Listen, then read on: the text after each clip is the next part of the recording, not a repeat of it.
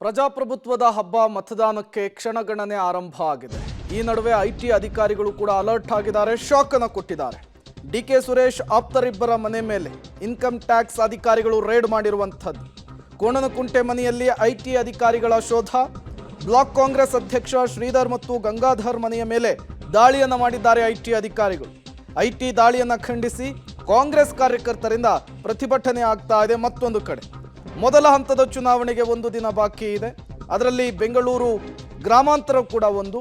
ಅಲ್ಲಿ ಡಿಕೆ ಸುರೇಶ್ ಸ್ಪರ್ಧೆ ಮಾಡಿದ್ದಾರೆ. ಡಿಕೆ ಸುರೇಶ್ ಅವರ ಆಪ್ತರಿಬ್ಬರಿಗೆ ಈಗ ಐಟಿ ಶಾಕ್ ಕೊಟ್ಟಿರುವಂಥದ್ದು. ಈ ಐಟಿ ರೇಡನ್ನು ಖಂಡಿಸಿ ಕಾಂಗ್ರೆಸ್ನ ಕಾರ್ಯಕರ್ತರು ರಸ್ತೆಗಿಳಿದು ಪ್ರತಿಭಟನೆಗೂ ಕೂಡ ಮುಂದಾಗಿದ್ದಾರೆ. ನೀವು ಕೂಡ ವಿಜುವಲ್ಸ್ ಅನ್ನು ಗಮನಿಸ್ತಾ ಇದ್ದೀರಿ. ಕೋಣನಕುಂಟೆ ಮನೆಯಲ್ಲಿ ಐಟಿ ಅಧಿಕಾರಿಗಳು ಶೋಧವನ್ನು ಮುಂದುವರಿಸಿರುವಂಥದ್ದು. ಬ್ಲಾಕ್ ಕಾಂಗ್ರೆಸ್ನ ಅಧ್ಯಕ್ಷ ಶ್ರೀಧರ್ ಮತ್ತು ಗಂಗಾಧರ್ ಮನೆ ಮೇಲೆ ಏಕಾಏಕಿ ಐಟಿ ಅಧಿಕಾರಿಗಳು ರೇಡನ್ನು ಮಾಡಿದ್ದಾರೆ. ಇದು ರಾಜಕೀಯ ಪಿತೂರಿ ಅಂಥೇಳಿ ಕಾಂಗ್ರೆಸ್ನ ಕಾರ್ಯಕರ್ತರು ಆರೋಪಿಸ್ತಾ ಇದ್ದಾರೆ. ಅದೇ ನಿಟ್ಟಿನಲ್ಲಿಯೇ ಐಟಿ ದಾಳಿಯನ್ನು ಖಂಡಿಸಿ ಕಾಂಗ್ರೆಸ್ ಕಾರ್ಯಕರ್ತರಿಂದ ಪ್ರತಿಭಟನೆ ಕೂಡ ಮುಂದುವರೆದಿದೆ.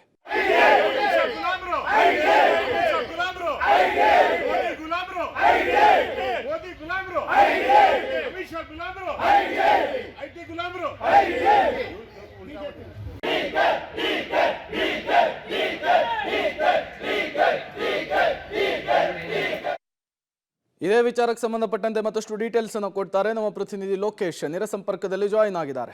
ಲೋಕೇಶ್, ಐಟಿ ದಾಳಿ ವಿಚಾರಕ್ಕೆ ಸಂಬಂಧಪಟ್ಟಂತೆ ಏನೆಲ್ಲ ಬೆಳವಣಿಗೆ ಆಗ್ತಾ ಇದೆ ಅಂತ? ಪ್ರೇಮ್, ಈಗ ಡಿಕೆ ಸುರೇಶ್ ಅವರ ಆಪ್ತರ ಆದಂಥ ಗಂಗಾಧರ ಮನೆ ಮೇಲೆ ಇನ್ನೂ ಕೂಡ ಐಟಿ ದಾಳಿ ಮುಂದುವರಿಯುವಂಥದ್ದು. ಅಧಿಕಾರಿಗಳು ಮನೆಯ ಒಳಗಡೆ ಈಗಾಗಲೇ ಪರಿಶೀಲನಾ ಕಾರ್ಯವನ್ನು ಮಾಡ್ತಾ ಹೋಗ್ತಾ ಇದ್ದಾರೆ. ಮನೆಯ ಒಳಗಡೆ ಇರ್ತಕ್ಕಂಥ ದಾಖಲಾತಿಗಳು ಏನೆಲ್ಲ ಸಿಕ್ಕಿದ್ದಾವೆ ಅವುಗಳನ್ನು ಕೂಡ ಕೆದಕಿ, ಜೊತೆಗೆ ಈ ವಿವಿಧ ಚೆಕ್ ಪೋಸ್ಟ್ಗಳಲ್ಲಿ ಸಿಕ್ಕಂಥ ಹಣದ ಮೂಲ ಮತ್ತು ಐಟಿ ಅಧಿಕಾರಿಗಳಿಗೆ ಒಂದಿಷ್ಟು ಕಂಪ್ಲೇಂಟ್ ಹೋಗಿರುತ್ತೆ. ಇದು ಕೊನೆಯ ದಿನ ಆಗಿರೋದ್ರಿಂದ ಹಂಚಿಕೆ ಆಗ್ತಕ್ಕಂಥ ಸೂಕ್ಷ್ಮ ಪ್ರದೇಶಗಳು ಏನಿರ್ತವೆ ಅಂತಹ ಭಾಗಗಳ ಕಡೆ ಐಟಿ ಅಧಿಕಾರಿಗಳು ಅಲರ್ಟ್ ಆಗಿರ್ತಾರೆ.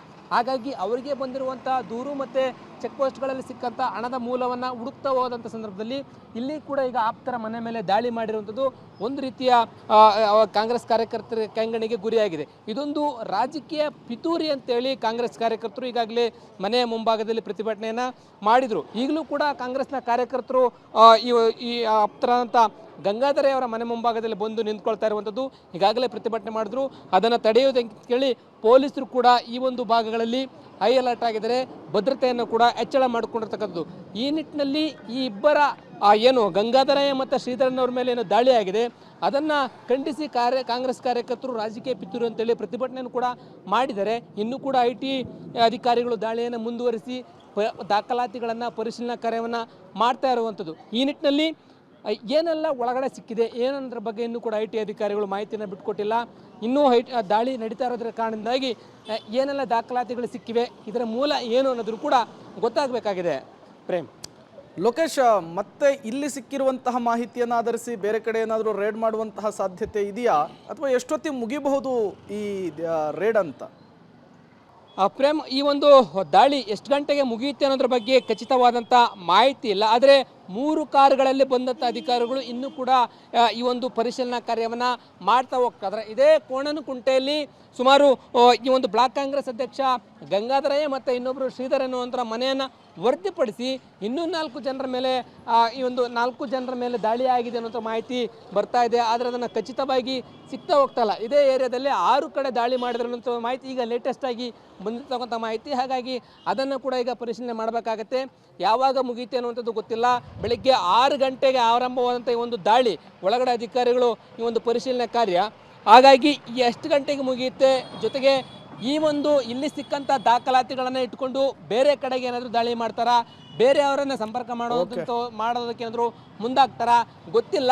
ಆದರೆ ಐಟಿ ಅಧಿಕಾರಿಗಳು ಮಾತ್ರ ಈ ವಿಧಾನಸಭಾ ಕ್ಷೇತ್ರವಾರು ಲೋಕಸಭಾ ಕ್ಷೇತ್ರವಾರು ಅಲರ್ಟ್ ಆಗಿದ್ದು ಎಲ್ಲೆಲ್ಲಿ ಹಣ ಸಿಗುತ್ತೆ ಹಣದ ಮೂಲವನ್ನು ಕೆದಕಿ ಈಗ ಅದನ್ನು ಪತ್ತೆ ಹಚ್ಚುವಂಥ ಕಾರ್ಯ ಮತ್ತು ಅದು ಎಲ್ಲಿಂದ ಬಂತು, ಹೇಗೆ ಬಂತು ಅದೆಲ್ಲವನ್ನು ಕೂಡ ಅವರು ಪತ್ತೆ ಹಚ್ಚಲಿಕ್ಕೆ ಮುಂದಾಗ್ತಾ ಇದ್ದಾರೆ.